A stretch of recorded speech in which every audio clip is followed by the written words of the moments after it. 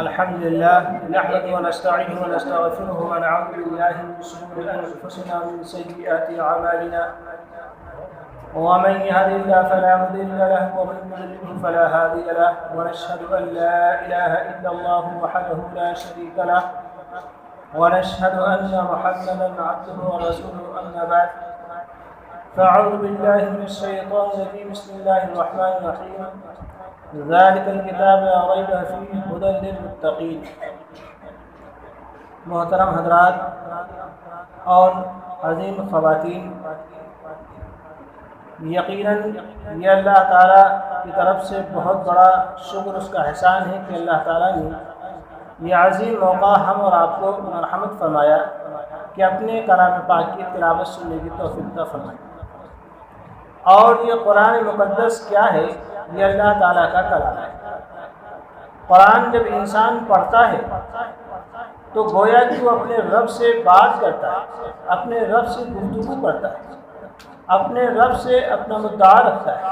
یہ ہے قرآن مقدس کہ جس کو سیدنا جبرائیل علیہ السلام جو تمام فرشتوں کے سردار ہیں، حضرت محمد صلی اللہ علیہ وسلم جو تمام انبیاء و رسول کے سردار ہیں، ان تک لائے اللہ تعالیٰ کے حکم سے۔ اب یہ قرآن کریم ہے کیا؟ یہ اصل ہم اور آپ کے زندگی گزارنے کا دستور حیات ہے، دستور العمل ہے، یہ قانون ہے کہ انسان قرآن مجید کے مطابق جب زندگی گزارے گا تو اس دنیا میں بھی وہ کامیاب ہوگا، اور جو آئندہ آنے والی دنیا ہے یعنی آخرت، اس میں بھی یہ ہمیشہ کے لیے کامیاب ہو جائے گا۔ قرآن مقدس صرف تلاوت کے لیے نہیں، یا جو ہے تعویذ بنانے کے لیے نہیں، یا پانی پر پڑھ کے پھونکنے کے لیے نہیں، بلکہ اصل یہ ہم اور آپ کی جینے کے طریقے بتاتا ہے، اس میں جینے کے اصول ہیں۔ اسی لیے قرآن مقدس ان تمام پہلی قوموں کی اور آئندہ آنے والے جو حالات ہیں، واقعات ہیں، ان سب کو بیان کرتا ہے، تاکہ آج کا انسان پچھلے زندگیوں کو دیکھے اور آگے آنے والی چیزوں کو دیکھے اور اسی کے مطابق اپنی زندگی کو سنوارے اور بنائے۔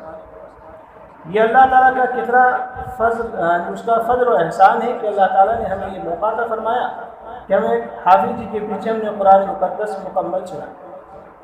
ہر رمضان مبارک کے اندر سیدنا جبرائیل علیہ السلام تشریف لاتے تھے اور حضرت محمد صلی اللہ علیہ وسلم کو قرآن سناتے تھے۔ جس سال آپ علیہ السلام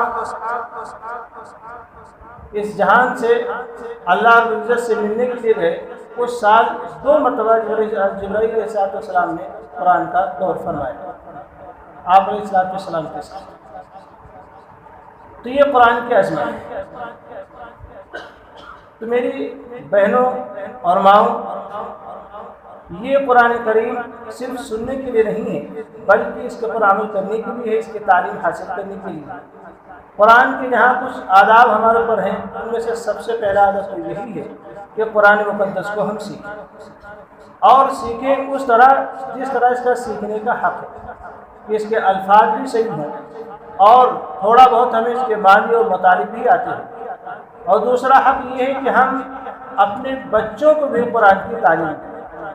دنیا کی تعلیم چاہے جتنی ہم دے دیں، لیکن اگر قرآن مقدس کی ہم نے تعلیم نہیں دی تو ہم اللہ کے ہاں پکڑے جائیں گے، اللہ کے ہاں ہم سے مواخذہ ہوگا۔ اور اصل تعلیم کہتے ہیں علم، تو وہ اللہ تعالیٰ والا علم ہے، علم معرفت یعنی قرآن و حدیث کا علم۔ تو اب یہ ہم اور آپ یعنی ہماری خواتین کی یہ ذمہ داری ہے کہ اپنے بچوں کو پابندی کے ساتھ مکاتب میں بھیجیں، قرآن کریم کی تعلیم کے لیے تیار کریں۔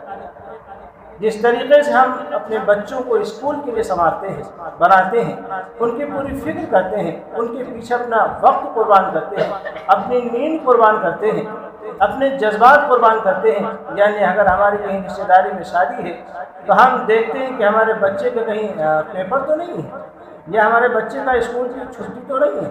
اگر چھٹی نہیں ہوتی ہے تو ہم اپنے جذبات کو کچل دیتے ہیں اور اپنے ارادوں کو کینسل کر دیتے ہیں اور بچے کی پڑھائی کے پیچھے ہم لگ جاتے ہیں۔ اگر یہی جذبہ ہمارا قرآن مقدس کے ساتھ ہو تو کیا کہنا. لیکن افسوس کی بات یہ ہے کہ یہ جذبہ ہمارا قرآن مقدس کے ساتھ نہیں ہوتا ہے، اور آخر میں نتیجہ یہ ہوتا ہے کہ ہمارے بچے ڈاکٹر بھی بن جاتے ہیں، انجینئر بھی بن جاتے ہیں، پیسوں کی ریل پیڑ گھروں میں ہو جاتی ہے، لیکن اس کمائے ہوئے پیسوں میں شاید ہمارے نام کا ایک روپیہ بھی نہیں ہوتا. کیوں نہیں ہوتا؟ اس لیے کہ ہم نے بچے کو وہ تعلیم ہی نہیں دلائی جس سے وہ جانے کہ باپ کا حق کیا ہے، جس سے وہ جانے ماں کا حق کیا ہے، جس سے وہ جانے بہنوں کا حق کیا ہے، جس سے وہ جانے بڑے بھائیوں کا حق کیا ہے، جس سے وہ جانے چھوٹے بھائیوں کا حق کیا ہے، جس سے وہ جانے پڑوسیوں کا حق کیا ہے. کیونکہ پڑوسیوں کا حق، ماں باپ کا حق، بڑے بھائی کا حق، چھوٹے بھائی کا حق، اور ننیھال اور ددیحال کا حق، رشتے داروں کا حق، یہ قرآن مقدس بتاتا ہے. یہ قرآن مقدس کی تعلیم بتاتی ہے کہ اگر بیٹا چاہے وقت کا نبی ہی کیوں نہ ہو، لیکن اگر اس کی ماں اس سے ناراض ہے یا اس کے باپ اس سے ناراض ہے، چاہے اپنے وقت کا کتنا بڑا ولی ہو، لیکن اللہ کے یہاں جو ہے اس کی ولایت قبول نہیں جب تک کہ اس کی ماں، اس کے والدین اس سے راضی ہیں. اس لیے غالب امام شافعی رحمۃ اللہ علیہ جب اپنے ماں کے پیر دبانے لگے، یعنی اتنے بڑے امام ہیں، ہمارے جو 4 امام ہیں ان میں دوسرے نمبر کے امام شافعی رحمۃ اللہ علیہ بہت بڑے اپنے وقت کے امام. ماں نے کہا بیٹا تم اتنے بڑے ہو گئے میرے پیر، بولے میں آپ کے پیر نہیں دبا رہا، میں تو اپنی جنت تلاش کر رہا ہوں. کیا کر رہا ہوں میں اپنی جنت تلاش کر رہا ہوں. تو ان کے والدین نے ان کو دینی تعلیم دی تو یہ جذبہ ان کے اندر پیدا ہوا. آج ہم دنیا کی تعلیم اپنے بچوں کو دیتے ہیں، اور جہاں ہمارے بچوں کے پاس آمدنی آنے لگی اور وہ کچھ جو ہے پڑھنے لگے، پھر وہ سب سے پہلے نافرمانی ماں باپ کی ہی شروع کرتے ہیں. ان کے پاس اپنے دوستوں کے لیے وقت ہوتا ہے، ان کے پاس اپنے اور لوگوں کے لیے وقت ہوتا ہے، لیکن اپنے والدین کے لیے 1 گھنٹہ بھی نہیں ہوتا کہ تھوڑی دیر اپنے ماں باپ کے ساتھ بیٹھ کے محبت سے گفتگو کریں. جبکہ حدیث شریف میں یہ بیان کیا گیا ہے کہ بچوں کا اپنے والدین کو محبت کی نگاہ سے دیکھنا ہی حج اور عمرہ کا ثواب ملتا ہے. کیوں بچوں کو، ایک بچہ ہے، ایک لڑکا ہے، اپنے ماں باپ کو صرف محبت کی نگاہ سے دیکھ لے، 1 روپیہ بھی نہ دے، محبت کی نگاہ سے دیکھ لے، عظمت کی نگاہ سے دیکھ لے، اس دیکھنے کے اوپر اس کو حج کا ثواب ملتا ہے، عمرے کا ثواب ملتا ہے. تو یہ فضیلت کہاں ملے گی؟ کیا اسکول میں ملے گی، کالج میں ملے گی، یونیورسٹی میں ملے گی؟ نہیں، یہ مکاتب کی تعلیم میں ملے گی، یہ قرآن و حدیث کی تعلیم میں ملے گی. تو جب یہ ہمارے بچے کے ذہن میں ہوگا، ہماری بچی کے ذہن میں ہوگا کہ والدین کو دیکھنے کے اوپر محبت سے حج کا ثواب ملتا ہے، تو وہ بچے کیسے اپنے ماں باپ کو بھول سکتے ہیں، کیسے اپنے ماں باپ کو جواب دے سکتے ہیں؟ جبکہ قرآن مقدس کہہ رہا ہے کہ اگر تمہارے ماں باپ بڑھاپے کو پہنچ جائیں یا ان میں سے ایک بڑھاپے کو پہنچ جائے اور اس کو والدین کی خدمت کر کے جنت نہ کما سکے، تو پھر اس سے بڑا بدقسمت کوئی نہیں. اور قرآن نے تو یہاں تک فرمایا کہ اف تک نہ کہو، یعنی اپنے ماں باپ کو اف تک نہ کہو. تو ان کو گھورنا، ان کی بات کا جواب دینا، ان کو جو ہے پرانا مزاج کا کہنا یا تلخی سے کلام کرنا، یہ تو بالکل ہی گھٹیا بات. تو یہ تعلیم قرآن و حدیث میں ملا. اس لیے میری ماں اور بہنوں، بہت معتبانہ درخواست ہے کہ جو جذبہ ہمارا اسکول کی تعلیم کے ساتھ ہے، اس سے کہیں زیادہ جذبہ ہماری دینی تعلیم کے ساتھ ہے. کیوں نہ ہو سکتا؟ جبھی ہم کامیاب ہیں. اگر ہم چاہتے ہیں کہ جس طریقے سے بچے ہمارے بچپنے میں ہماری گوشت سے چپٹے رہتے ہیں، ہماری اجازت کے بغیر وہ کہیں جاتے نہیں، اگر یہ اسی طرح اپنی پوری زندگی گزارے ہماری فرما برداری کے ساتھ، تو اس کے لیے بھی دینی تعلیم کا لینا سیکھیں. اور دیکھیے، رمضان کی کچھ مخصوص عبادتیں ہوتی ہیں، جیسے تراویح کی نماز ہے، قرآن مجید کا سننا ہے، ایسے اعتکاف ہے، شب قدر ہے. تو اب ہم نے قرآن مجید ماشاءاللہ سن لیا، لیکن ہم نے قرآن مجید سنا ہے. تراویح تو چاند دیکھ کے مکمل نہیں. تو جس طریقے سے ہم نے پابندی سے یہاں تراویح پڑھی ہے، یہاں قرآن پاک مکمل ہو گیا. تو میری ماں بہنوں بہت مؤدبانہ درخواست ہے، یہ حق بھی ہے، یہ تو تراویح کی نماز ہمارے لیے اللہ وسلم کی طرف سے تحفہ ہے. اور تحفے کو، انعام کو، گفٹ کو آدمی بڑی قدر سے دیتا ہے، نہیں دیتا. آدمی اپنے پیسے سے 50 لاکھ کی چیز خرید لائے، اس کی قدر نہیں ہوتی ہے. لیکن اگر کوئی اس کا بڑا، اس کو 50 روپے کی کوئی چیز دے دے تو اس کی قدر بہت ہوتی ہے. یہ ہماری نانی نے دیا ہے، یہ ہماری دادی نے دیا ہے، یہ ہمارے اماں نے دیا ہے، یہ ہمارے چاچا نے دیا ہے. یہ تو اللہ علیہ وسلم کا گفٹ ہے، تحفہ ہے تراویح کی نماز. اس لیے ہم چاند تک اس کو پڑھیں. یہ نہیں کہ آج کے بعد قرآن مکمل ہو گیا، اب ہم آزاد ہو گئے، اب عشاء کی نماز پڑھ کے آرام سے بیٹھ گئے. تو ہمیں تراویح مکمل پڑھنی انشاءاللہ۔ اور اس کے بعد محترم خواتین، جس طریقے سے مرد حضرات مساجد میں اعتکاف کی نیت سے بیٹھتے ہیں، رمضان کے آخر عاشرے کا اعتکاف بڑی فضیلت رکھتا ہے، بڑی فضیلت رکھتا ہے، تو ہماری خواتین بھی اس عمل کو کر سکتی ہیں، اور خواتین کے لیے مردوں سے بھی زیادہ آسان ہے۔ اپنے گھر کا کوئی کونا خاص کر لیں، کوئی جگہ خاص کر لیں، وہاں مصلی بچھا دیں کہ ہمارے گھر کی مسجد ہے، کیا ہے، ہمارے گھر کی مسجد ہے، اور وہاں اعتکاف کی نیت سے بیٹھ گئے اور اپنا ذکر اذکار کریں، تلاوت کریں۔ اور حضرت شیخ زکریا رحمۃ اللہ علیہ نے تو یہاں تک لکھا ہے کہ وہاں بیٹھے بیٹھے وہ اپنے جو ہے بیٹیوں کو، اپنے بہنوں کو کام بھی بتا سکتی ہیں، بھائی روٹی ایسے بنا لو، چاول ایسے بنا لو، یہ بھی وقت بتا سکتی ہیں۔ تو اس سے بہترین کیا ہوگی؟ مردوں سے زیادہ کہیں آسان عورتوں کے لیے اعتکاف ہے۔ آپ علیہ السلام جب تک اس دنیا میں رہے، آپ نے مسلسل اس اخیر عشرے کا اعتکاف فرمایا، اور اعتکاف کا مقصد یہ ہوتا ہے کہ شب قدر کی فضیلت ہم کو مل جائے۔ شب قدر بڑی فضیلت والی ہے، جس کے فضیلت میں اللہ تعالیٰ نے پوری سورت نازل فرما دی قرآن مقدس۔ تو جب ہم اعتکاف میں نیت کر کے بیٹھ جائیں گے تو انشاءاللہ ہمیں مل ہی جائے گی، کیونکہ وہ پورا آدمی بیٹھا ہے، لیٹا ہے، کھا رہا ہے، پی رہا ہے، تب بھی وہ ثواب نہیں۔ اور ایسے بھی ہماری خواتین ماشاءاللہ بھائی اتنی قربانی دیتی ہیں کہ مردوں کے لیے، اپنے شوہروں کے لیے، اپنے بھائیوں کے لیے، اپنے والدین کے لیے سحری تیار کرتی ہیں۔ اس وقت جتنا ہو سکے 2 رکعت، 4 رکعت، 8 رکعت، 10 رکعت تہجد ضرور پڑھیں۔ کیا کریں؟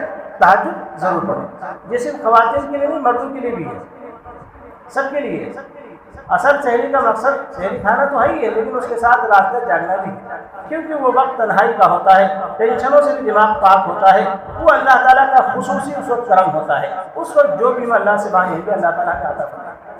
اور میری محترم خواتین، آپ جتنے آنسو دنیا کے انسانوں کے سامنے بہا دیتی ہیں، اگر اس سے تھوڑے سے بھی معمولی بھی آنسو ہم اللہ کے سامنے بہا دیں گے تو اللہ ان آنسو کی اتنی لاج رکھتا ہے کہ فرمایا میدان حشر کے اندر وہ جہنم کی جس کے جو ہے 70,000 لگامیں ہوں گی، ہر ایک لگام کو 70,000 فرشتے پکڑ کے کھینچ رہے ہوں گے، لیکن جہنم انسانوں کی طرف دوڑ رہا ہو کہ لا ان کو کھا جائے۔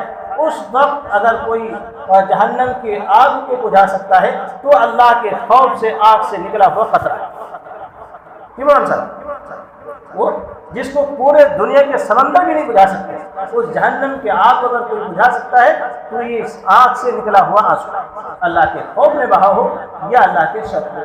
اس لیے انبیاء کرام علیہ السلام اللہ کے سامنے بہت رویا کرتے تھے، بزرگان دین اللہ کے سامنے بہت رویا کرتے تھے، آنکھوں میں گڈھے پڑ جاتے تھے۔ لیکن آج افسوس یہ ہے کہ ہماری آنکھیں ہمارے اپنے رشتہ داروں کے سامنے تو بہہ جاتی ہیں، اجنبیوں کے سامنے تو بہہ جاتی ہیں، لیکن جو تمام رازوں کا جاننے والا ہے، جو تمام مسائل کا حل کر دینے والا ہے، جو ہماری آہ بھی سنتا ہے، ہماری گنگناہٹ بھی سنتا ہے، ہماری من کی بات بھی جانتا ہے، اس کے سامنے ہمارے آنسو نہیں جاتے۔ رونا تو اللہ کے سامنے ہے، اگر ہم اللہ کے سامنے رونا سیکھ لیں گے تو قسم خدا کی دنیا کے سامنے رونا بھول جائیں گے۔ اللہ تعالیٰ ان آنکھوں کی لاج رکھیں گے، ان سروں کی، ان چہروں کی، ان پیشانیوں کی، ان ہاتھوں کی، ان دامنوں کی لاج رکھیں گے جو اللہ کے سامنے پھیلتے ہیں، پھر اللہ تعالیٰ ان دامنوں کو دنیا کے سامنے پھیلنے نہیں دیتے۔ یہ اللہ کا وعدہ ہے۔ اس لیے میرے محترم خواتین، ہم اللہ کے سامنے رونا بھی سیکھیں۔ جب آپ کے آنسوں سے ایک سنگدل انسان کے گھر جاتا ہے تو اللہ جو ماؤں سے کئی گنا ہزار زیادہ اللہ تعالیٰ ماؤں سے زیادہ مہربان ہے، وہ اس کی رحمت کیوں نہیں جوش میں آئے؟ اس لیے ہمارا چھوٹا مسئلہ ہو، بڑا مسئلہ ہو، ہم اللہ کے سامنے لگیں۔ اور ایک چیز بہت اہم چیز ہے، وہ یہ ہے کہ ہم اپنے زبانوں کی حفاظت کریں، اپنے زبانوں کی حفاظت کریں، اپنے زبانوں کی حفاظت کریں۔ ہم اپنے گھر کی کسی چیز کو، چاہے وہ جانور ہو، چاہے وہ انسان ہو، چاہے وہ کوئی چیز ہو، ہم اس کے اوپر لعنت نہ کریں۔ ہمارا ایک مزاج ہوتا ہے کہ اپنے بچوں کو کچھ کہہ دیا، چھوٹے بھائیوں کو کچھ کہہ دیا، یا اپنے کسی بہن کو کچھ کہہ دیا۔ رمضان مبارک کے اندر کہتے ہیں کہ روزے دار کی دعا ضرور قبول ہے، اور عام دنوں میں بھی پورے دن میں ایک وقت ایسا ضرور آتا ہے کہ جس میں ہمارے منہ سے نکلی ہوئے دعا ضرور قبول ہے۔ اور کہیں ہم نے اس وقت اپنے بیٹے کو بددعا دی تھی، اپنی بیٹی کو بددعا دی تھی، اپنی بہن کو بددعا دی تھی، اور وہ قبولیت کا وقت قبول ہو گیا، پھر کیا ہوتا ہے کہ ہم روتے ہیں کہ ہائے ہمارے بیٹے کو یہ ہو گیا، ہماری بیٹی کو یہ ہو گیا، ہمارے بھائی کو یہ ہو گیا، حالانکہ وہ ہمارا اپنا کیا ہوا ہی ہوتا ہے۔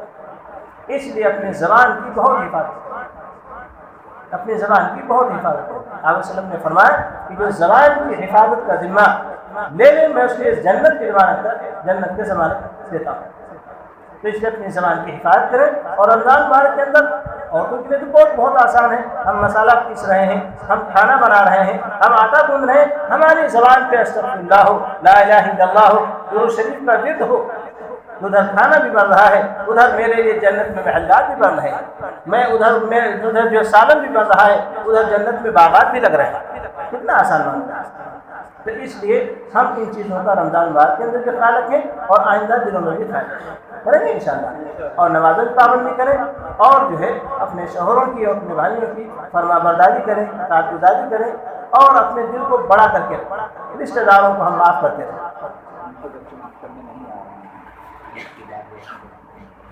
اور اپنے رشتہ داروں کو ہم معاف کرتے چلیں۔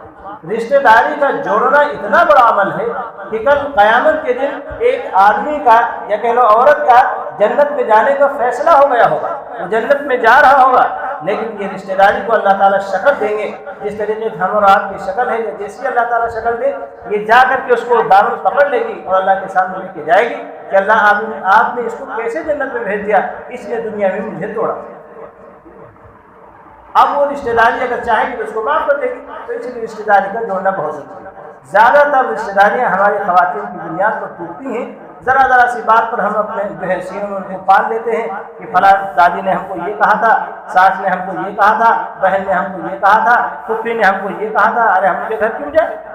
نہیں، معاف کرنے کا ہمارے حضور کتنا معاف کیا کرتے ہیں، اور اللہ تعالیٰ بھی جو اتنا خوددار ہے، اتنا بڑا بادشاہ ہے، اپنے بندوں کو روزانہ 70 مرتبہ معاف کرتا ہے۔ اللہ علیہ وسلم اتنے پاکیزہ، اتنے جو ہے نیکی والے، کوئی گناہ ہی نہیں آتے، اس کے باوجود بھی آپ 70 مرتبہ روزانہ استغفار کرتے ہیں۔ تو اس لیے اگر ہماری خالہ سے، ہماری پھوپھی سے، ہماری دادی سے، ہماری ساس سے، ہماری بہن سے، یا ہماری جیٹھانی سے، دیورانی سے انسان ہے کوئی غلطی ہوگی تو ہم معاف کر دیں گے، اپنا سینہ بڑا رکھیں، ٹھیک ہے۔ اور جو بچے ہمارے ہیں، ہمارے یہاں جو مکتب قائم ہیں، ان کا بھی خیال رکھیں اور اپنے بچوں کو ضرور دیں، قرآن ضرور سکھائیں۔ اگر قرآن اردو نہیں سکھایا تو پھر وہی ہم نے بتایا کہ بچے کو جب وہ کل کمانے والے ہوں گے، ان کے جیب میں لاکھوں روپے ہوں گے، لیکن ہمارے نام کو کوئی روپے نہیں، کیونکہ ہم نے وہ تعلیم نہیں دی۔ کریں گے انشاءاللہ۔ اللہ تعالی ہم سب کو صحیح بات